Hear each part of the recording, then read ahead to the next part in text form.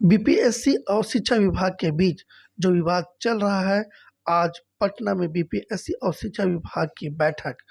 शिक्षा विभाग के अपर मुख्य सचिव के पाठक मौजूद थे। ये बैठक बीपीएससी चेयरमैन अतुल प्रसाद के साथ बैठक रखी गई। के पाठक और आयोग के बीच विवाद सुलझने की कोशिश हो रही है। शिक्षा विभाग में डॉक्यूमेंट वेरिफिकेशन में शिक्षकों को लगाने में आपत्ति जताई थी।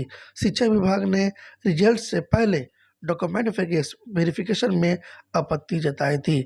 इसको लेकर मुख्यमंत्री नीतीश कुमार दोनों के पाठक और बीपीएससी के चेयरमैन अतुल प्रसाद के बीच समझौता कराया जा रहा है। बिल्कुल, जिस तरह से शिक्षक नियुक्ति की प्रक्रिया में शिक्षा विभाग और बीपीएससी के तरफ से लेटरों के जरिए, चिट्ठियों के जरिए जिस तरह से आरोप प्रत्यारोप का दौर शुरू हुआ था, वो चिंता की बात थी, क्योंकि अभी शिक्षक नियुक्ति की प्रक्रिया चल रही है और इस बीच में इस तरह का दौर शुरू हो गया। चिंता स्वाभाविक थी। इस वक्त हम लोग बीपीएससी ऑफिस में हैं और अंदर की बात करें तो अंदर में शिक्षा विभाग के अपर मुख्य सचिव के पाठक मौजूद हैं और बीपीएससी के चेयरमैन के साथ उनकी मीटिंग हो रही है।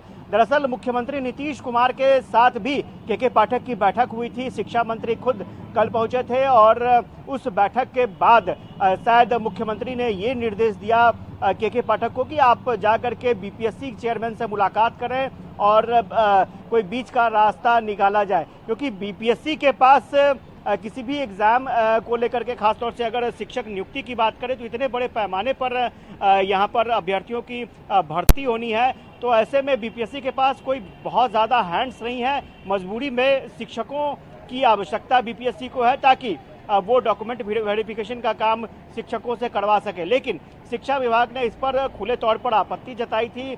इसके बाद शिक्षा विभाग की तरफ से एक और पत्र आया था बीपीएससी के सचिव को, जिसमें ये कहा गया था कि जो रिजल्ट जारी हो रहा है उससे पहले ही आपने डॉक्यूमेंट वेरिफिकेशन का काम शुरू कर दिया। ये किस प्रक्रिया के तहत हुई, इस मसले पर शिक्षा विभाग से क्यों नहीं पूछा गया, क्यों नहीं जानकारी ली गई, और अगर कुछ फेरबदल ही करना था अगर परीक्षा के पैटर्न में तो एक बार विमर्श जरूरी था। लेकिन उसके बाद जिस तरह से पत्राचार होने लगे दोनों विभागों के बीच में और जिस तरह के शब्दों का इस्तेमाल किया जाने लगा, वो आमतौर पर जो सरकारी तंत्र होते हैं या फिर दो विभाग होते हैं उसमें इस तरह के पत्राचार की उम्मीद बिल्कुल नहीं रहती है। तो काफ़ी तल्ख टिप्पणियां उन पत्रों में की जाने लगी, जिसके बाद ये लग रहा था कि कहीं ना कहीं हालात बिल्कुल ही बिगड़ते जा रहे हैं और यही वजह है कि मुख्यमंत्री को हस्तक्षेप करना पड़ा था। कई राजनीतिक दल ऐसे महागठबंधन में कई बड़े नेताओं से हमारी बातचीत हुई थी, अखिलेश प्रसाद सिंह से, इसके अलावा आरजेडी के कई नेताओं से बातचीत हुई थी, तो उनका भी साफ तौर पर कहना था कि अगर कहीं कोई परेशानी है तो मुख्यमंत्री से बात करनी चाहिए थी, हस्तक्षेप करना चाहिए था।